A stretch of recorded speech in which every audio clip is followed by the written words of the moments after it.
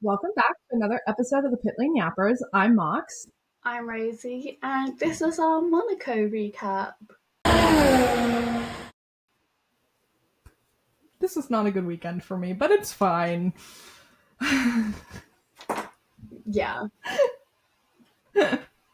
Okay, so before we get into it, we have to say Monaco, the FIA basically said Monaco, everyone thinks is boring, so we're going to add a new rule. So starting this year, every team had to have 2 pit stops during the race. Usually it's a 1-stop rule, which is why everyone's like whoever gets pole wins. I don't think 2 stops really changed that much. I don't think it did anything, actually. Maybe if they Except had. to make the drivers want to kill each other. I think if they mandated a pit stop within the first 20 laps. I agree. Because, for example. Or before the last 10. Yeah. For example, or your pit stops have to be X amount of laps apart. Yeah. Because we'll get into why probably later because I have comments on that for the race. Yeah. Note Mercedes. Yeah. And note V-Carb and Williams. And Max. But Max makes sense. But Monaco has 78 laps, which is the highest lap count of the year. However, they're the shortest length Grand Prix. They're actually under the minimum length that is required for a Grand Prix, but because it's Monaco, they're like, it's fine. And obviously, we are looking at our home race in Monte Carlo for Charles Leclerc, which, I mean, literally every single person was like, oh, it's everyone's home race. I'm like, no. This is Charles's full home race. Yeah. You can't say this is like George's or this is Lando's or whatever. Like, there is a Silverstone. This is Charles's. Yeah. Oh, everyone lives in Monaco. No. Well, yes. Okay, it's because they're getting a tax break. Yeah. Someone was Monaco born. Someone was born and raised in Monte Carlo, and it was Charles Leclerc.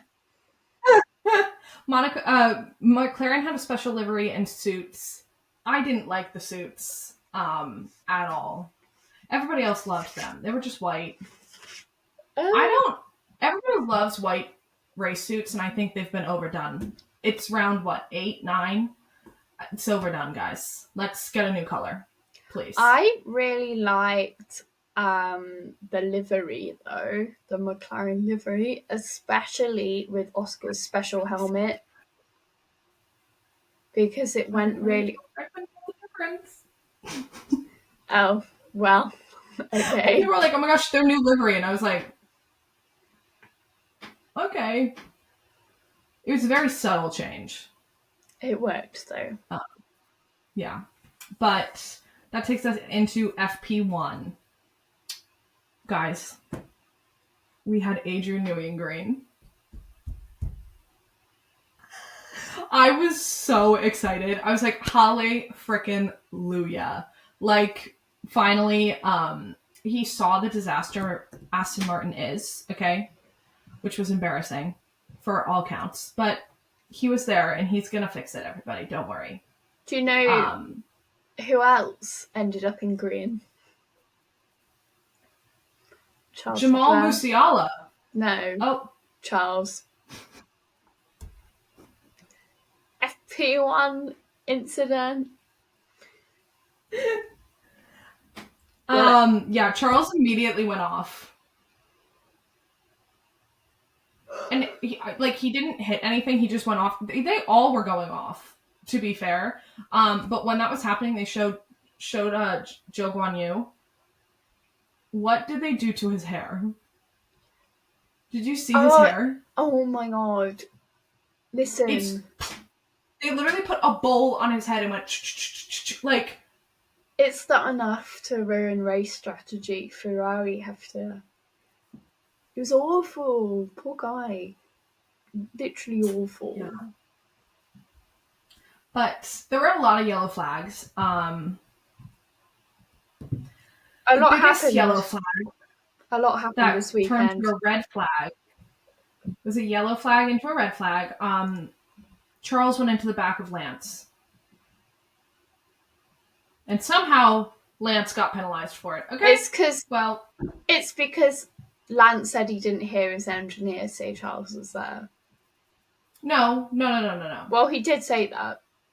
In the post, what is it called when it's not a race? A post practice interview? I don't know, whatever it is. He was like, I heard him. He just came on. Literally, you saw it on the screen. They were like, okay, Leclerc behind, blue flag, move over. And he went like, yeah, Charles is in the back of me. Like, it was way too delayed. And even Charles said, yeah, he definitely just didn't see the blue flag. He didn't hear it. Like, it's whatever. Like, Charles did not blame him.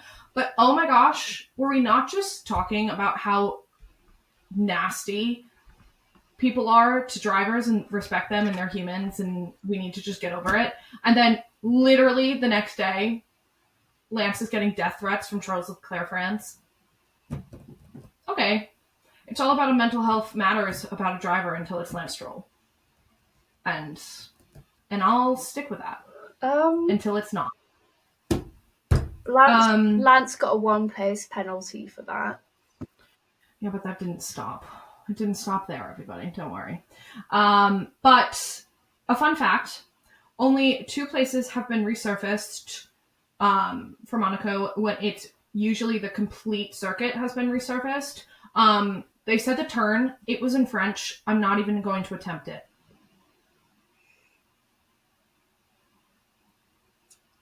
Yeah. So, y'all can look that up. Thanks. Also, Liam Lawson was like on the track for 5 seconds and all of a sudden he was complaining about Hamilton braking. He was like, what the heck is this man doing? Like, what? You know, and his engineer was like, yeah, typical Hamilton stuff. What? Are you, like, that's Lewis Hamilton you're talking about? And while that was going on, Lance officially got pulled into the garage and didn't finish the session because his suspension was broken. Right in front of Adrian Newey, and they showed Lance Stroll, and oh my god, that man needs a good mug of soup and to be tucked in. He was so sad. Well, Lance didn't have a good race. Well, weekend. It turned into a red flag because Charles drove back to the pit lane with his front wing underneath him. And everyone was like, oh, why did he do that? But if you can get yourself back to the pits, why wouldn't you? Like, it's only practice, like. Yeah. And then Pierre was on the radio too. There was a lot of like impeding. I mean, it's Monaco. Yeah. So. What the heck was that? Sorry. My phone just said it was tuning into my camera and then it didn't. That was weird. Anyways, Pierre was weaving and he had one of the funnier radios for the free practices. He was like, wake up guys, it's Monaco, let's go. Well, it's like, we need to have a proxy chat so things like that can be said over the radio. Well, his weekend ended on the Saturday, so. Yeah. But then literally minutes later, a yellow flag happened and Sainz went off the track, got himself back on, and like not even like a minute later, Lando went off at this same exact turn. And I was like, what is going on? It was all the same like little area of track that the drivers were going off. And I was like, maybe we should have resurfaced that, guys. Well, don't be ridiculous. Nothing sensible. Oh, I found my other fun fact. I just didn't highlight it. Divers are still in the harbor They used to be in the harbor for when cars went off into the harbor so they could save the drivers. And now they are still in the harbor, not to rescue the drivers because there's more safety measures, but to rescue rich, drunk people who fall off their yachts. Imagine having that problem. I need to have that problem. When they said that, I was like, that's actually one of the funnier things I've ever heard in my life. And that was, I remember I heard that and I was like, they don't have their own divers? Surely they can hire a rescue team. Well, but like, I mean, Bezos was there. Yeah. Today. Well, this weekend, unfortunately. So was Zidane. I don't know how to say his name. I always call him Zidane because that's how the Americans say it, but I don't think it's... Who? French soccer player. Oh, him. Investing in Alpine. Bald. Why are all the athletes investing in Alpine? So was, oh my gosh, you know who was here? Alphonso Davies and Jamal Musiala, which I know nobody knows who those are because this is a Formula One podcast, but oh my gosh, those are my boys from Bayern Munich. That's my team. I will say, if Thomas Muller was here, life changed. Everybody, you'd be sick of me, but he wasn't, so. Patrick Dempsey was also there in the Red Bull garage. Anyways, 18 minutes left of the session. There was another yellow flag, and nobody knew why. Yeah. And they thought it was Lewis because he almost hit the Alpine in the tunnel, but like he dodged it and nothing was taken off of his car. So they literally don't know why the yellow flag happened. I think whoever was in charge of like hitting the yellow flag button was just a little too happy to be hired. And he was like, oh, yellow flag. Oh, never mind. He missed it. Well, like, it was a good job it was a yellow flag and not a red flag, because even if the red flag is shown for like a millisecond, it has to be honoured and this whole session has to be stopped. Yeah. But then Oscar hit the wall. But he had no damage, which was really lucky for him. He literally went straight, like the wall was here. He went boom. No damage, which was... did they super glue that car together? Like how everybody else was like scraping the wall and things were flying off, and he like literally went into the wall and nothing happened. No, he's just better than everyone else.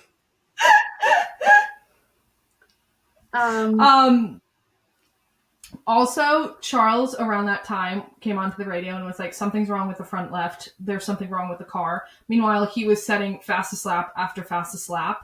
I just say, because they put last year's nose on this car, keep it. Maybe we should just keep that.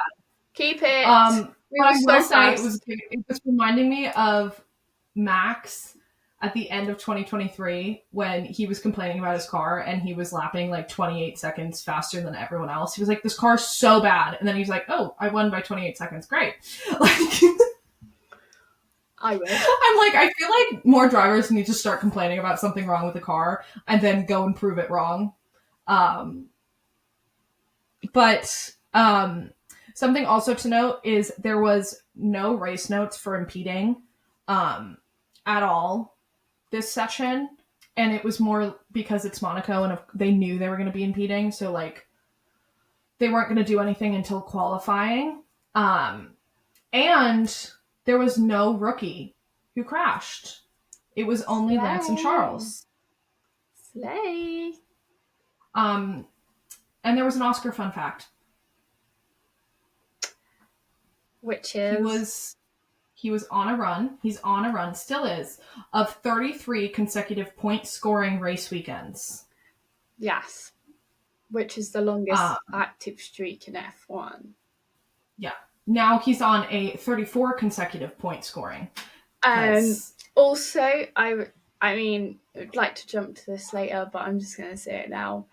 Oscar now joins a a very short list of McLaren drivers who have 7 consecutive podiums. I'm getting the list. It is Alan Prost, Ayrton Senna, Lewis Hamilton, and now Oscar Piastri. Do you hear that? All the other 3 are world champions. And goats of the sport. So, Max, but as soon as they said, though, there was no rookie crash, Bortoleto went off. He didn't have a lot of damage, but he did go off and it ended the session. They just red flagged it. But Charles was P1. Max was P2, even though he was pretty quiet this session. And then Lando was P3. But we need to note Alex Albon was P5 with his teammate Carlos Sainz P7. Pierre Gasly was P7. Oh, no, P8. And Fernando Alonso was P10. Yeah. Which was like, for Monaco, I was like, wow, there's some pretty slow cars that are pretty high up. But yeah, that didn't stay there, at least for Aston Martin. But FP2. This is when we got the announcement. Lance got the 1 place grid penalty for impeding Charles, which was not under impeding because they said they weren't going to mark anyone down for impeding except for qualifying. So they were like causing a collision, and Lance was pretty upset about it because he's like, literally Charles came to my fence and was like, it's Monaco. Lance didn't hear him. Things are going to happen. But yeah. I will also say this is when Max had a driver,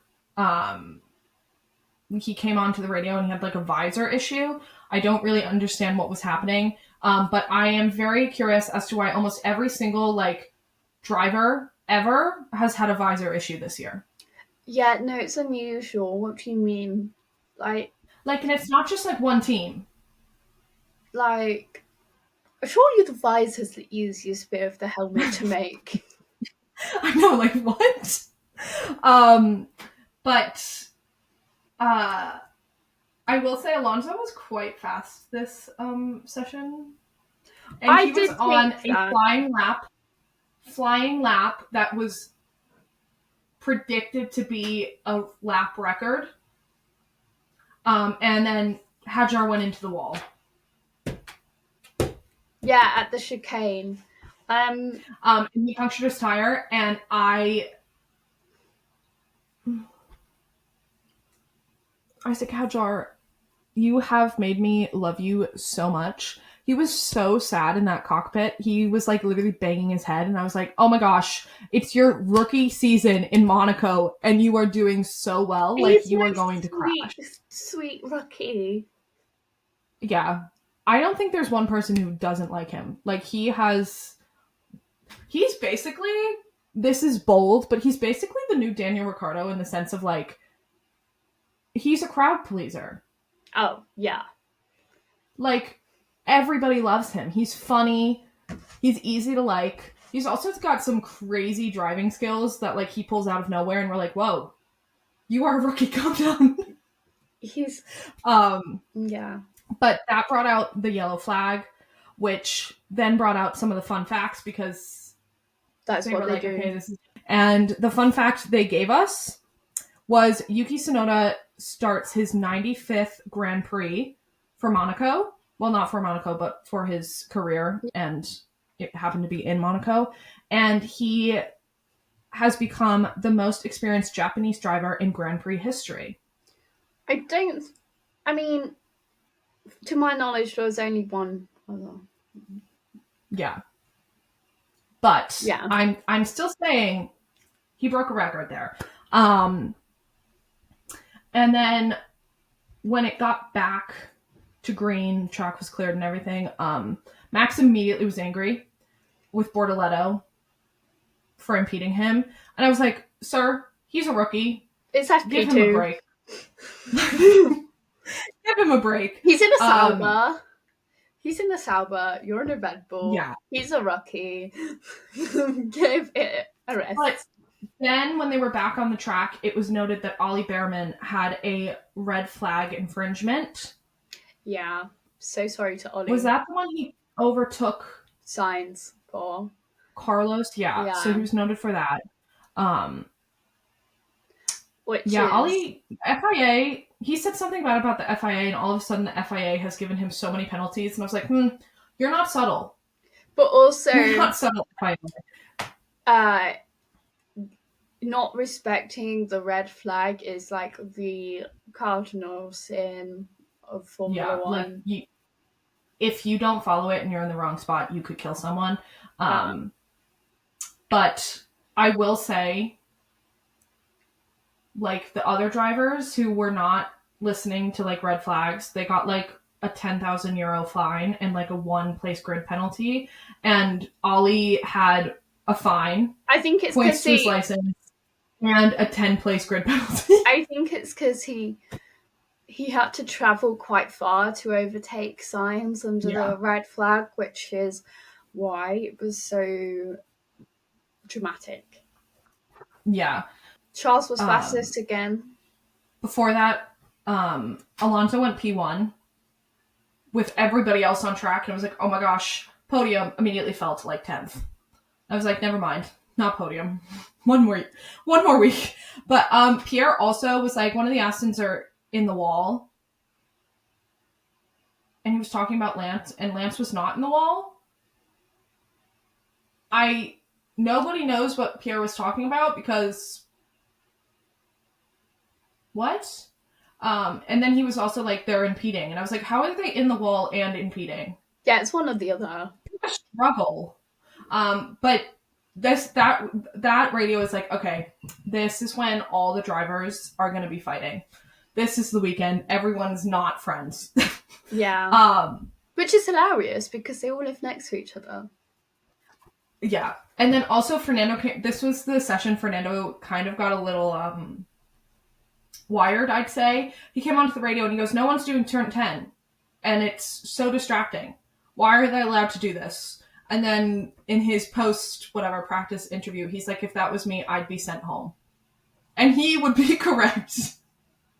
The FIA hates that man. But then a yellow flag came out.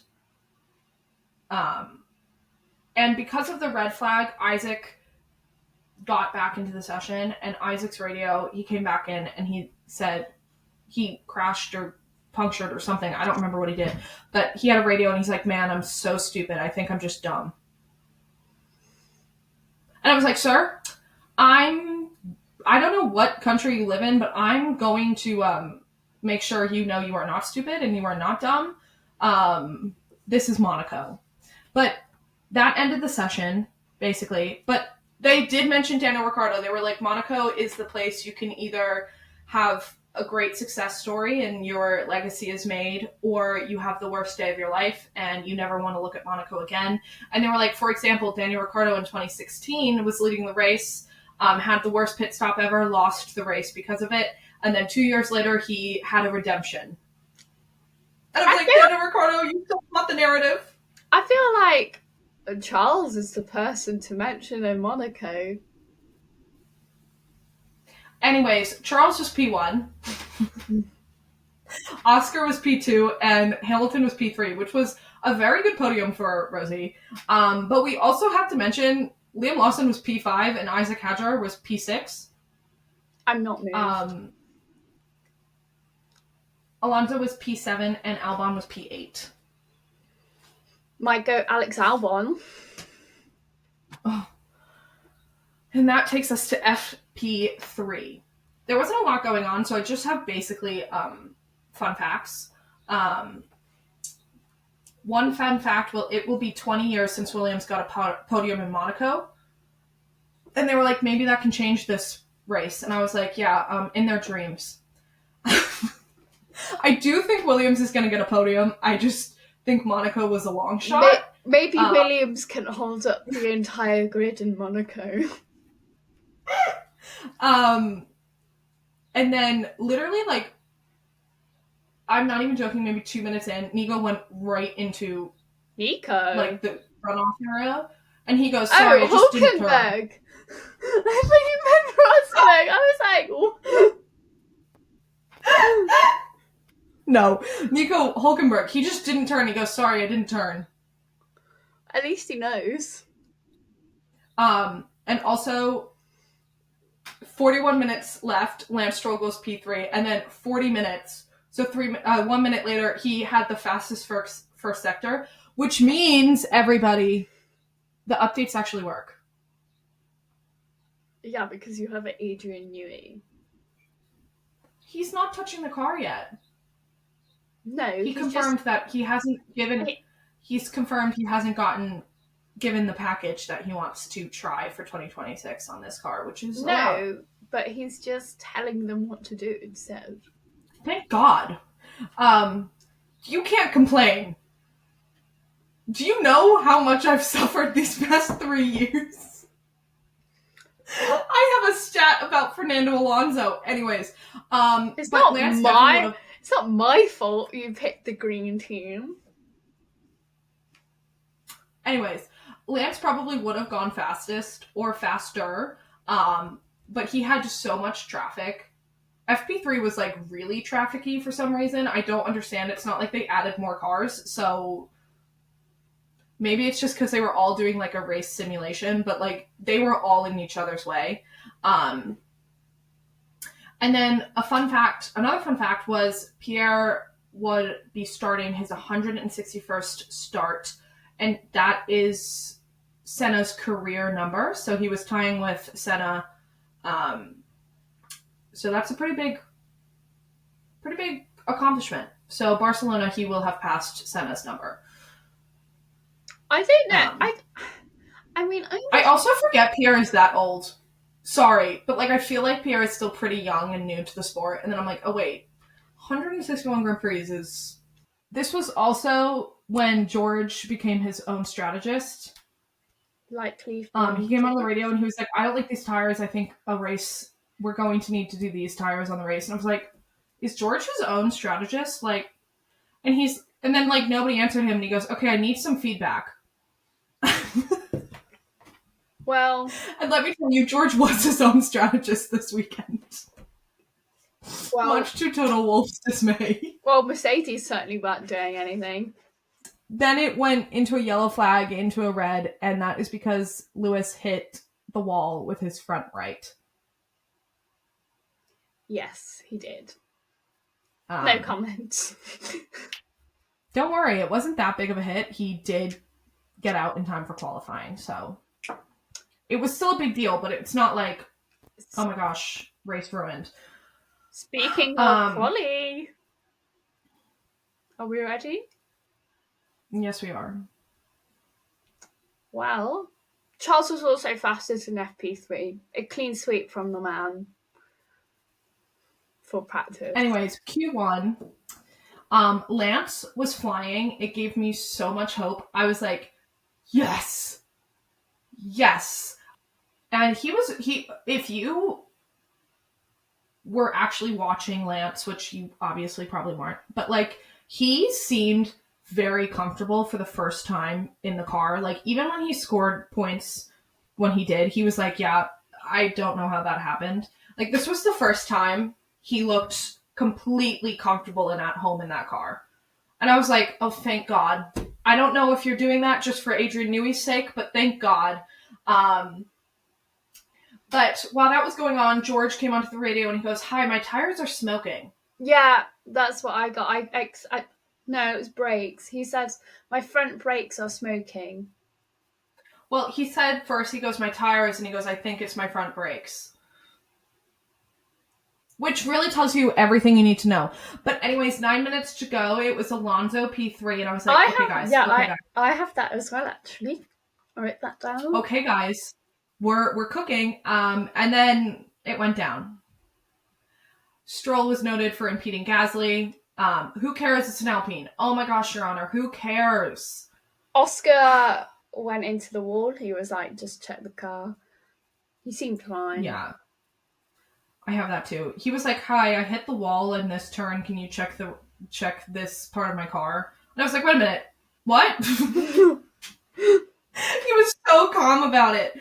And then Hamilton and Verstappen had a little impeding incident. Yeah, a little tiff. Hamilton was impeding Verstappen. And if you know anything about Red Bull racing, Hamilton anything, they will report it. So They were. and both Hamilton and Stroll were going to be investigated after the race. No. I have a comment on that, but Yeah. I have a comment on that, but I'm gonna wait till after qualifying because that's when all the things came out. And then immediately after, it was yellow flag, and I was like, and then red flag. Kimi crashed. Yeah, that one was. And guys, Lance Stroll was on a flying lap once again. Predicted to get him to like P4, P3. Like he was flying. Red flag. He had to stop. And he completely got screwed over by that red flag. And he knew it because they showed him in the garage. And once again, he looked like he was crying. I don't blame him, but at the same time, Kimi. I mean, it was just a bad day for the Mercs. Oh, we'll get there. But the drivers that were out were Franco Colapinto P20, Lance Stroll P19, Pierre Gasly P18, Oliver Behrman P17, and Bortoleto. Obviously, everybody. However, Behrman moves up one. Yeah. So Behrman starts actually P20. He was really Jensen Button, Monaco grid penalties this weekend. Also, can we talk about how the fact if the drivers crashes or DNFs or like loses engine power across the circuit from the pit lane and they can't move their car, they have to walk the entirety back? I'd be fuming. What do you mean? I'd keep my helmet on and I'd be like, oh my gosh, nobody look at me. This is also humiliating. Yeah, how embarrassing. But that takes us to Q2. There wasn't a lot going on. And then there was a red flag. There was a red flag. And George, he goes, I've got no power, I got no power, I got no power. And then he turned it off. Yeah, his radio was like, when the red flag had happened, he was like, should I just turn it on and off again?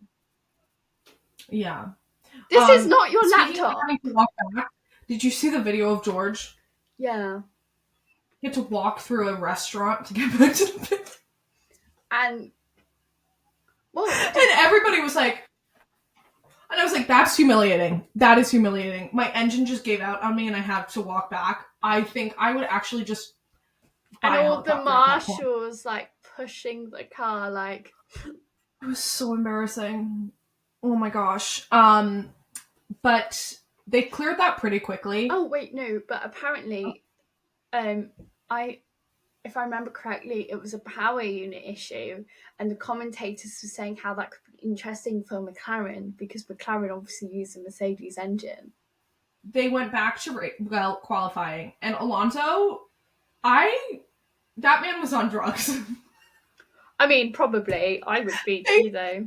His engineer came on and he's like, we're going to box this lap. And he goes, yeah, box, woo woo. I can't do any more, mate. And he was so happy about it. Like, he was doing very well. He knew he was doing very well. Like, I feel like he and Lance were finally comfortable in the car. But, like, sir, you should not be that happy. Well, no. You are still in a tractor. But during, when the checkered flag was waving, Alex Albon went P3. I noted that. And the drivers who were out were obviously Kimi Antonelli, George Russell, Nico Hülkenberg, Yuki Tsunoda, and Carlos Sainz. And we do have to note that both Liam Lawson and Isaac Haujar out-qualified Yuki Tsunoda. So did Max, but it's Max. We're not going to be shocked. Yeah, well, I just blame Red Bull for that. And there was also a fun fact in between Q2 and Q3. Carlos Sainz has scored in all 9 of the Monaco races he's competed in. Which is, like, it's not that impressive for any other track, but because it's Monaco, that's pretty impressive. I will say, I'm just going to bring it up now because I feel so. The commentators were, it was like during the race, and they were, or during one of the practices, I think, and Sainz was like, I don't want to play the team game. Oh, I know. I said, oh, I'm aware.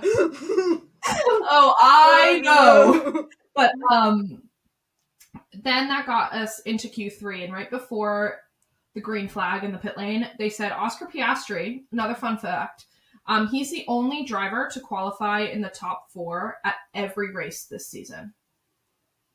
I know there's only been 8 races so far, but... Well, last year quali was an issue for Piastri. Yeah. And this year it is not. And they also added, he's never been 0.2 of a second away from pole. He's never been more than 0.2 of a second away from pole. Which, thank God. Like, I feel like if McLaren has the fastest car. Yeah. But really, nothing really happened that interesting, except that Charles had provisional pole, and the crowd was crazy. That crowd was so loud. I don't know if you watched it on F1 TV. So loud. And then Lando took it, and the silence, deafening. Norris, you will pay for your crimes. You will pay. So Lando got pole position, Charles Leclerc was P2, and Oscar Piastri was P3. We have to know Fernando Alonso was P7, but then right after the race, it was noted that Hamilton is going to get a 3-place grid penalty for impeding Max Verstappen, and that moved Alonso up to P6. And I was like, Aston Martin, if you screw this up, don't worry. Aston Martin didn't have to do anything. The car itself did it. Monaco marks 1 year since 1681 really came to life, and Charles adopted Oscar last year for another home race because Oscar was running that bit last year. But and here we are again. Who was on Oscar's Instagram post? Charles. Who was not on Oscar's Instagram post? But that takes us to the race, and I tuned in to the pre-race stuff at like 8:50. Immediately had Christian Horner on my screen, and I was like, oh no. Muted it. And then they interviewed Zach Brown, and I was going to mute him. However, they were asking about Oscar, and they were like, will you sacrifice Oscar's race for Lando? And he said, yeah, we intend to sacrifice Oscar, so Lando will win. And they did not tell Oscar. I'll get to that in a minute. But Ollie got a 10-place grid penalty. So he was P30. He was starting P30. And then Lance got a 3-place grid penalty, but he stayed the same.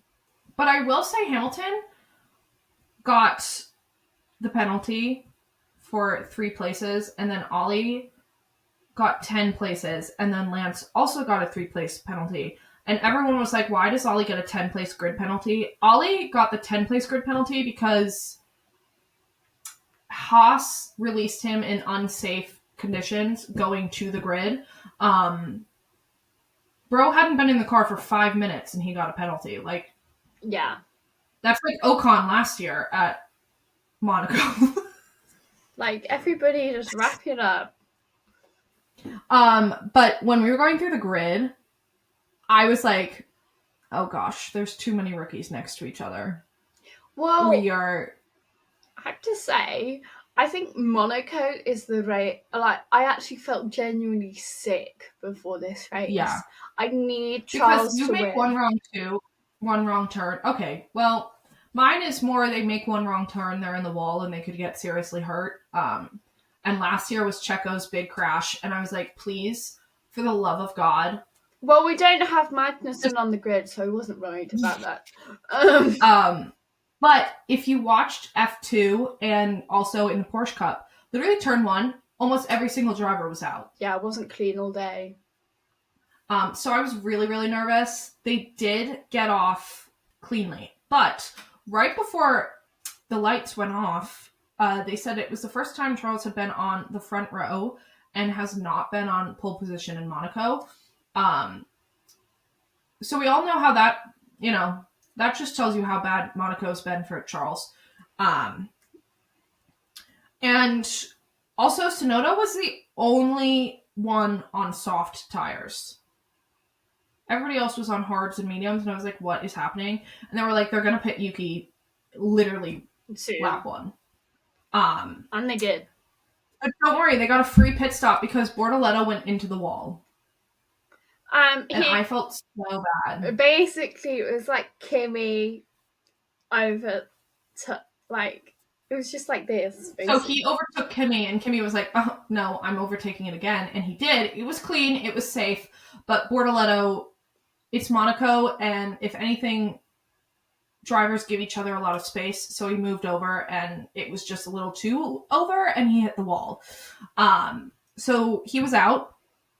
And that gave Yuki, Pierre Gasly, and Ollie Behrman basically a pretty clean pit stop. Well, Ollie's was... And it was a yellow flag for a while, and they were like, where is the safety car? Where is the safety car? Like, this car is still on track with Bortoletto in it, and he's not going to be able to get out until they, like, completely calm down the racing. And, like, 2 laps later, the virtual safety car came out. Yeah. And then...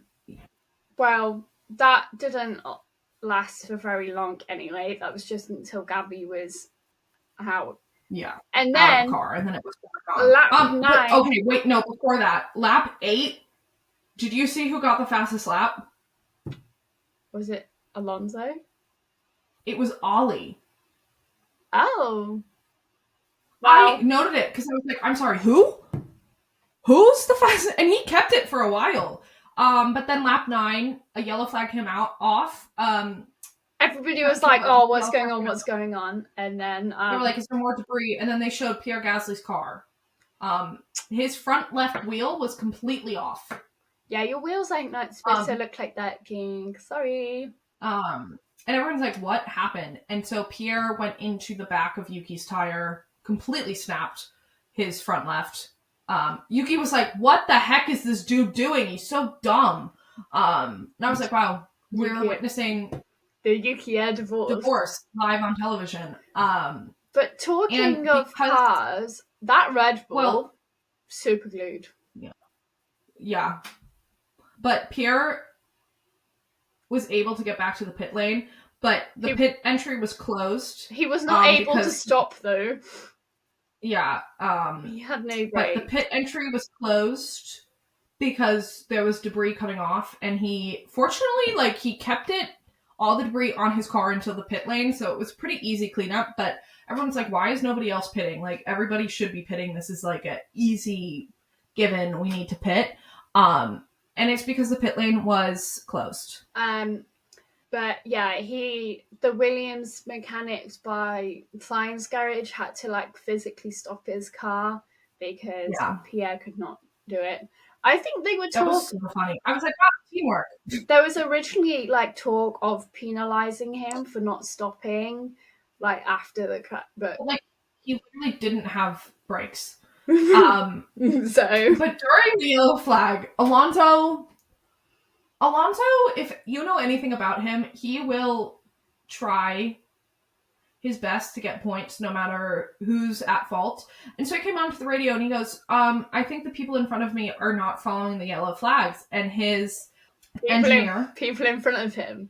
You mean Lewis Hamilton? Vizard was like, no, this was Hadjar.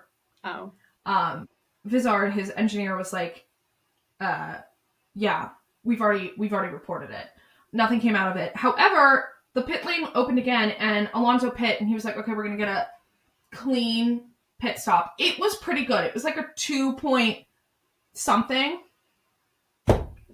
Esteban Ocon, you better not be in Montreal when I see you. He was coming into the pits and he blocked Alonso, and Alonso was trying to undercut Lewis Hamilton, okay? Trying to undercut.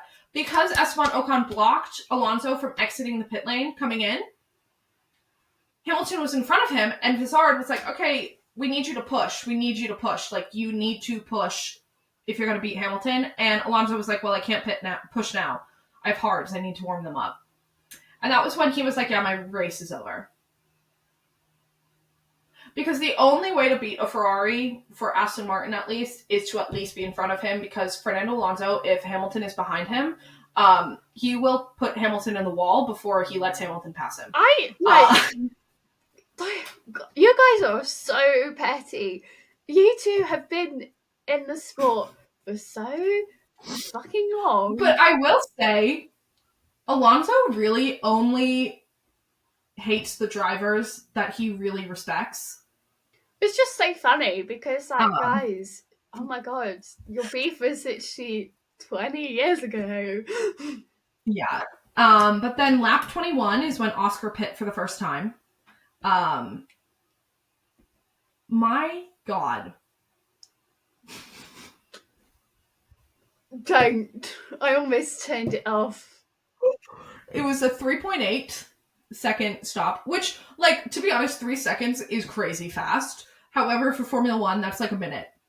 By the way, everyone, just so you know, McLaren do hold the fastest pit stop record of all time for a 1.8. So,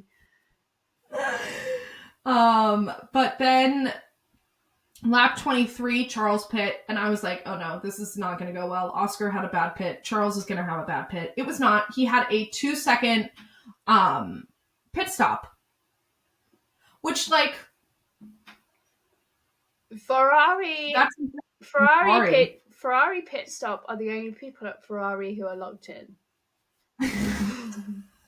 It also, even the commentators were mentioning this, it seemed like McLaren wasn't telling Oscar they're using him for Lando to win.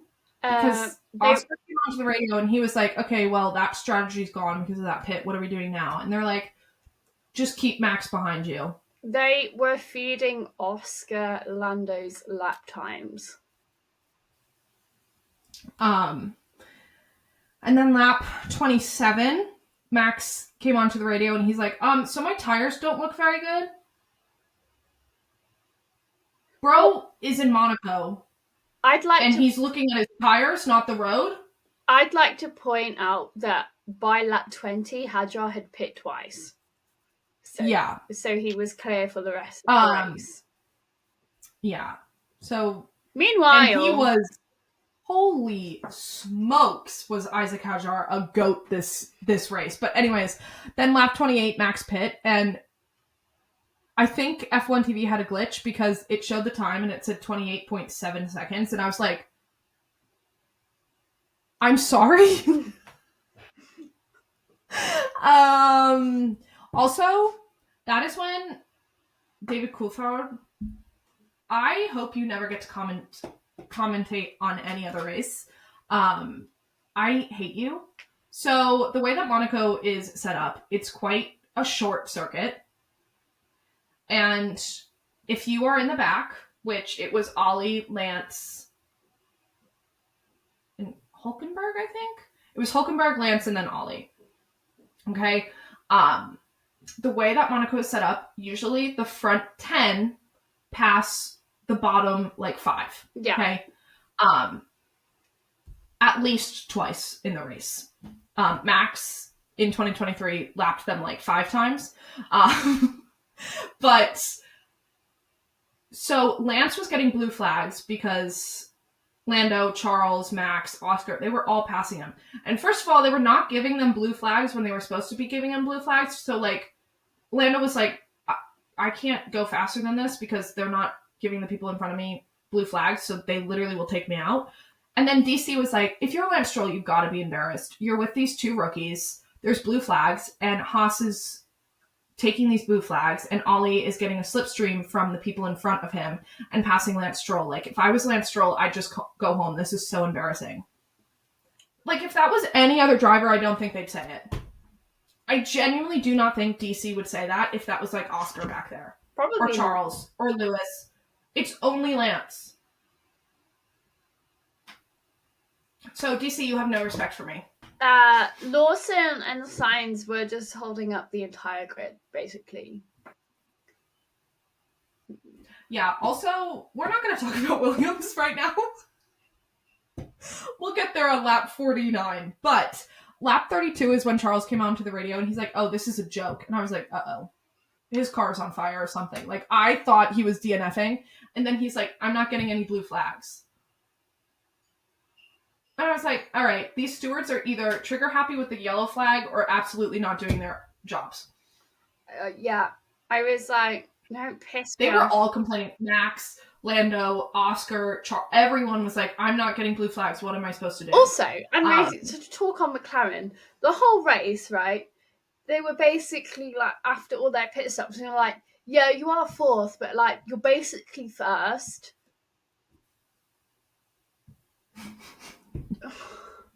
Like, what? This was also around the lap that Alonso noted, I have no power. They didn't share that. Don't know why. And Aston was like, yeah, we're trying to figure it out. I was like, excuse me, we're on the Monaco circuit and this man doesn't have anything. Has nothing. And he was not losing a place. So we do have to keep that in mind. However, lap 38, his strategy was so bad, his engine was like, I gotta leave. The Aston Martin was so embarrassing, his engine's like, I'm sorry, I'm out. Meanwhile, at Mercedes, where... No, we need to still talk about Alonso because he was running P6. P6. He was going to be scoring his first points, and it wasn't like 1 point. It was going to be a load of points. And then his engine gave out, and he's like, yeah, I have smoke, I have to stop. And he was so mad, he hit his head against his steering wheel, and I've never actually... Oh my gosh, Aston Martin, when I catch you... But I'm really hoping all of this bad luck that has happened the last 8 races is done. Because it's Barcelona next. It's the last time Barcelona's on the calendar. This better be freaking good for Fernando Alonso, or Aston Martin, you better lock your doors. Adrian Newey, not you. Lance Stroll, not you. Fernando Alonso, not you. Everyone else, out. That's all I have to say. We can go into Mercedes now. I don't know what Mercedes were. This was on lap 49, so a few, 10 laps after Alonso DNF'd. What were they doing? First of all, lap 49 out of 78, Kimi Antonelli hadn't pit. Neither had George. Yeah, and they were behind the Williams, and George radioed in. He goes, what's going on? He's driving dangerously slow. He was behind Alex. Alex divorced, but not for long. They were like, yeah, we know, but they can't report Alex for driving slow. That's not a thing you can get penalized for unless it's a safety car. But just in a race, driving slow, it's not an issue. And then lap 51 is when the drama really started. George overtook Alex off the track at the chicane. And they were like, okay, well, actually before that, I think he overtook him and he gave back the position. And then the second time, he, at the chicane, just went right through and overtook Alex. And Alex was like, what is this guy doing? And Mercedes was like, please give the position back. We will get a 10-second penalty. And George was like, yeah, I'm just going to take the penalty and I prefer not to speak. Yeah. For the first time, by the way. Yeah, I don't know. By the way, Kimi was still out there. And then lap 68 is when I realized, oh shoot, Max still has to pit for a second time. He was leading. He was P1. I was like, oh my gosh, is Max going to win Monaco? This is going to be amazing. From P4, he's going to win Monaco. And they were like, Max Verstappen hasn't pit for a second time. And I was like, oh, right. That's a thing. And then lap 69 is when they finally pit Kimi, and they double stacked Kimi and George. Bear in mind, George got a 10-second drive-through penalty. We've only got nine laps to go, and this is Kimi's first stop. Yeah. They I think it was back-to-back, he pit 69 and then lap 71. Well, you're gonna have to, but they really screwed Kimi over. What are you doing? I think lap 76 or 77 they pit Max? And I know Red Bull was waiting for a red flag. Like, they were like, there's too many I would rookies just for like us to not to have a say, red flag. up at the front, Charles was fighting for his life trying to overtake. Charles? It's just that I don't think he could get close enough to the McLaren.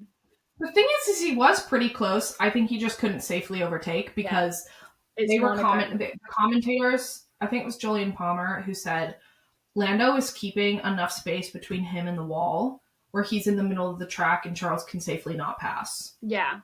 But Max's whole strategy while he was leading was to back Norris up into Charles. So Charles could try to overtake. So when Max pits, it would be Charles, which is kind of like Monza 2021 when Daniel Ricciardo got in the lead, and when it was Max and Daniel on the front row, and in an interview, they were like, "Are you going to try to overtake Daniel?" And Max was like, "No, I'll protect him."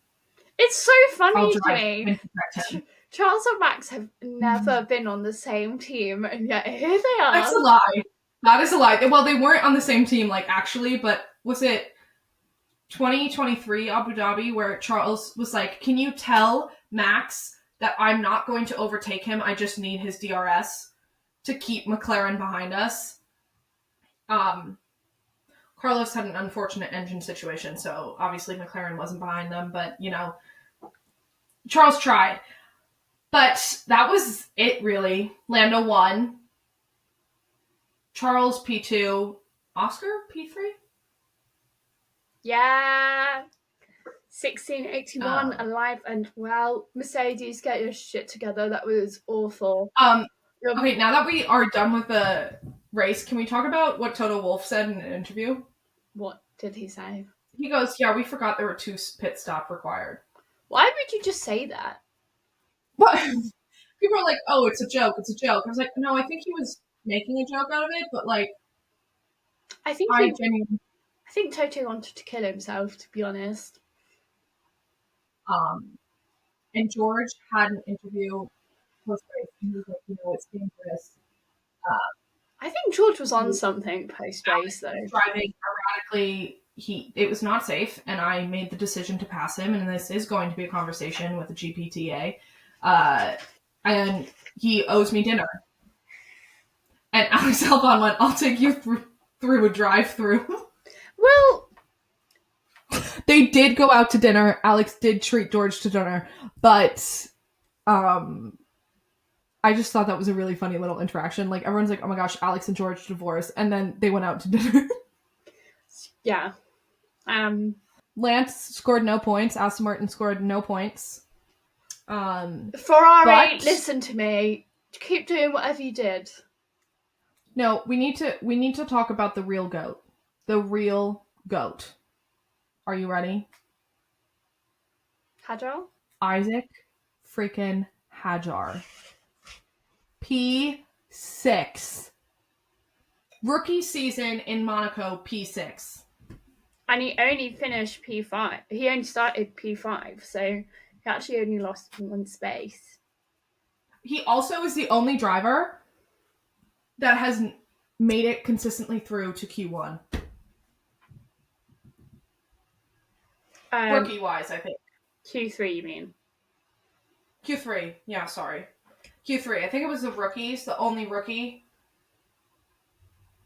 I think the other person... Oh, God, they did see someone else, but I'm not sure. So who are your winners and losers? Okay. My winner is Isaac Hajar. P6, Monaco. His first ever F1 Monaco race. GOAT.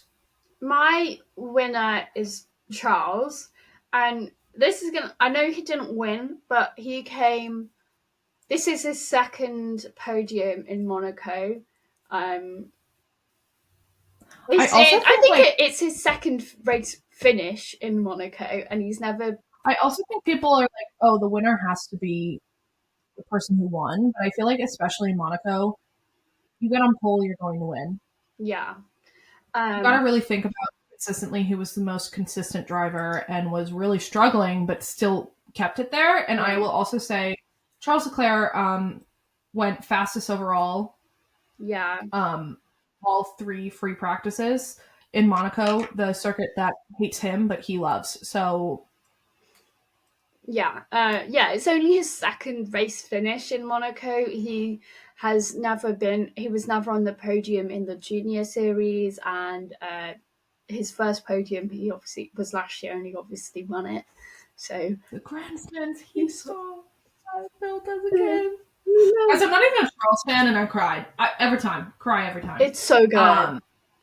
But who's your loser? Mercedes.